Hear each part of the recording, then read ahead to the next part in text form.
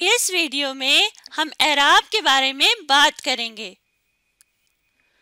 एराब कहा जाता है हरकात को, यानी ऐसी हरकात, ऐसी अलामतें जिनके इस्तेमाल से अल्फाज के दुरुस्त तलफ़ुज़ में आसानी हो। यानी कुछ अल्फाज ऐसे होते हैं जिन पर चंद अलामतों का या हरकात का इस्तेमाल किया जाता है जिससे हमें अल्फाज को बोलने में यानी अल्फाज के तलफ़ुज़ में आसानी हो जाती है। हमें पता चल जाता है कि उस लफ्ज़ को कैसे बोलना है। जैसे देखें, मैंने यहाँ पर एक लफ्ज़ लिखा है अलिफ सीन। इसे कैसे पढ़ेंगे? अस, इस, उस। नहीं मालूम कि इस लफ्ज़ को कैसे बोला जाए, लेकिन अगर मैं इसके ऊपर कोई ख़ास हरकत या कोई ख़ास अलामत लगा दूं तो फिर इसे बोलने में आसानी हो जाएगी।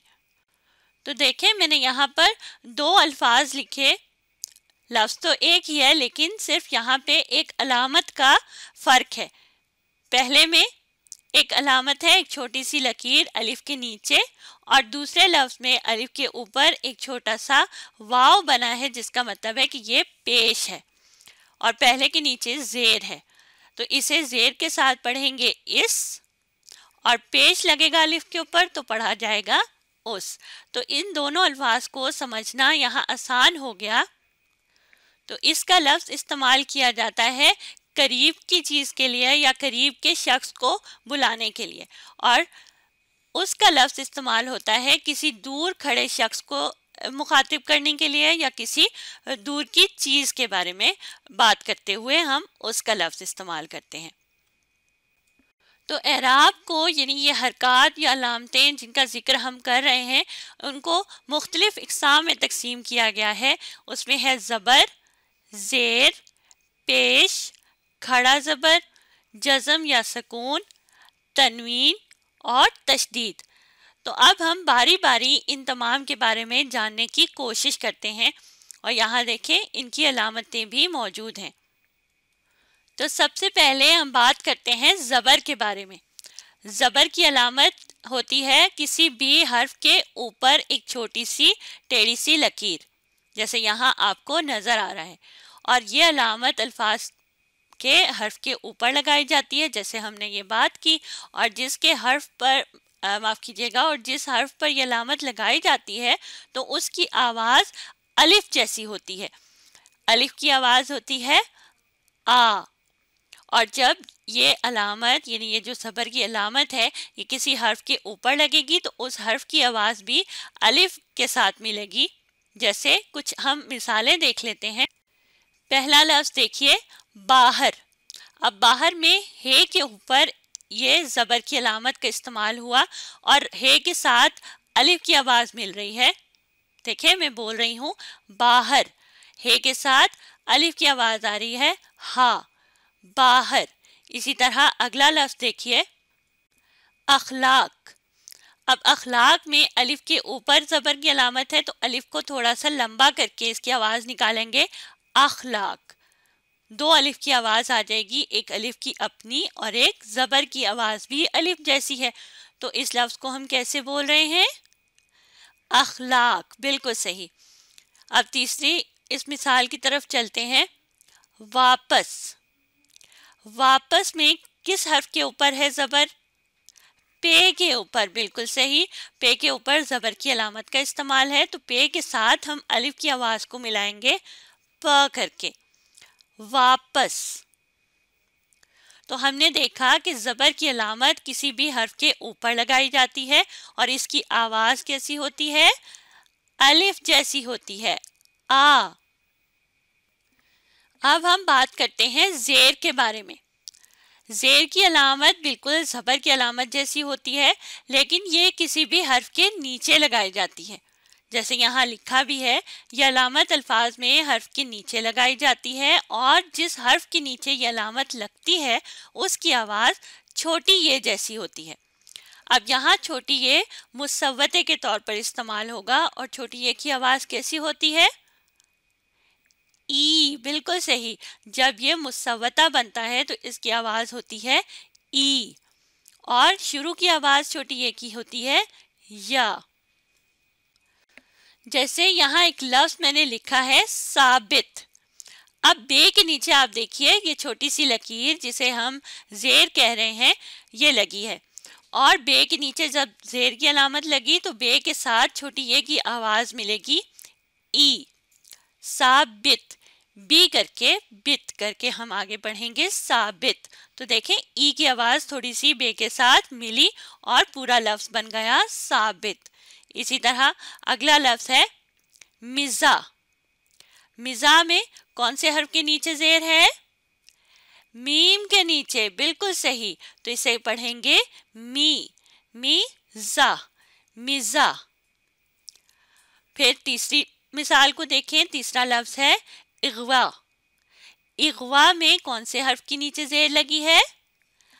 अलिफ के नीचे, बिल्कुल सही। अलिफ की आवाज होती है आ, लेकिन जब इसके नीचे जेर लगी तो इसकी आवाज बन गई ई, इगवा।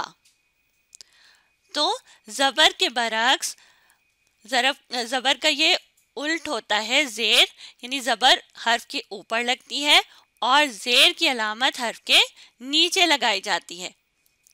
और यहाँ हमने इसकी चंद मिसालों के जरिए से भी इस बात को समझा। अब हम एराब की तीसरी किस्म की तरफ बढ़ते हैं और देखते हैं कि तीसरी किस्म क्या है। पेश।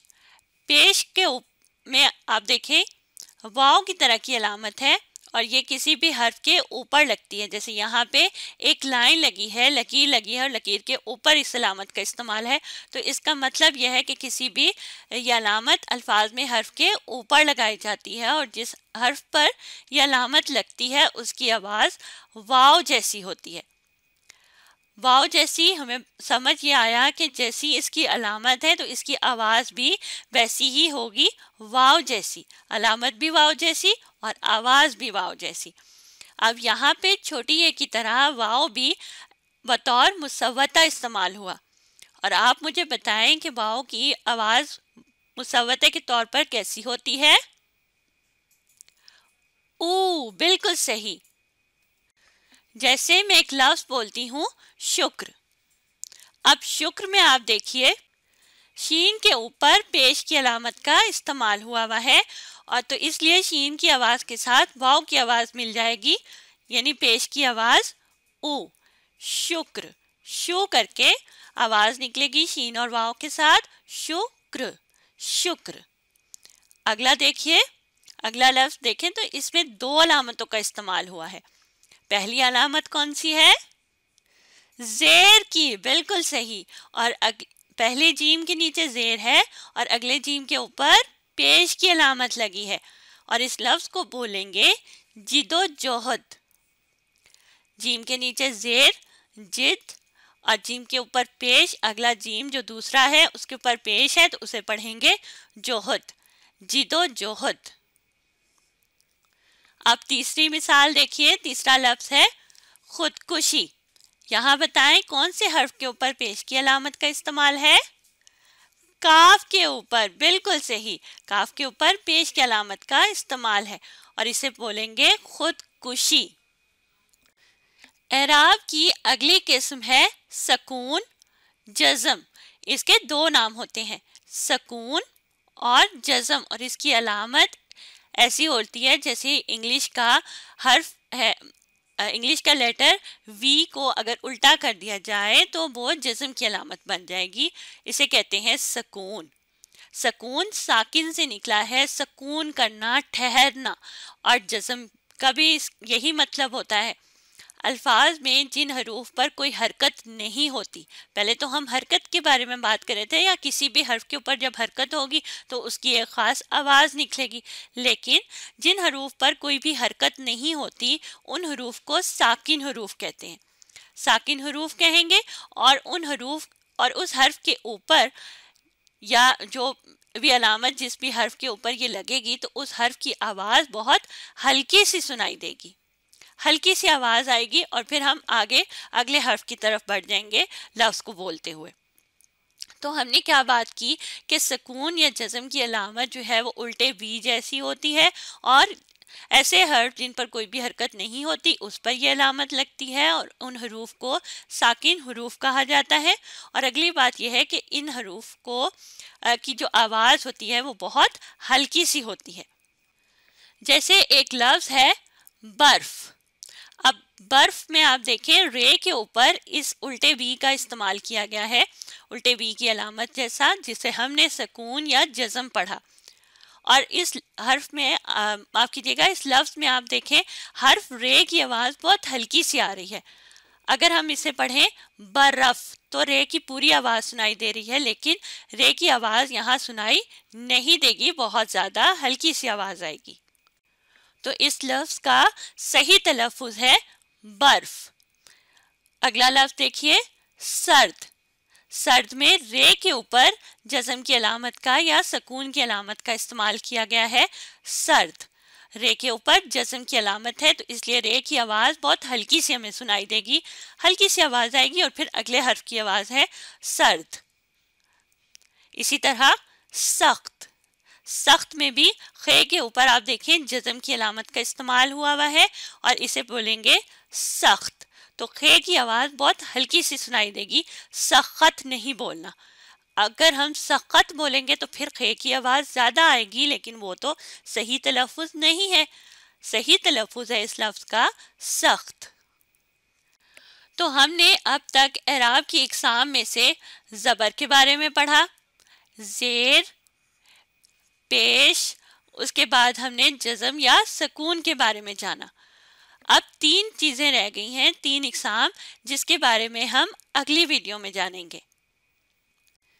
آپ نے اس ویڈیو کو دوبارہ دیکھنا ہے اور ساتھ ساتھ پڑھنے اور سمجھنے کی کوشش کرنی ہے.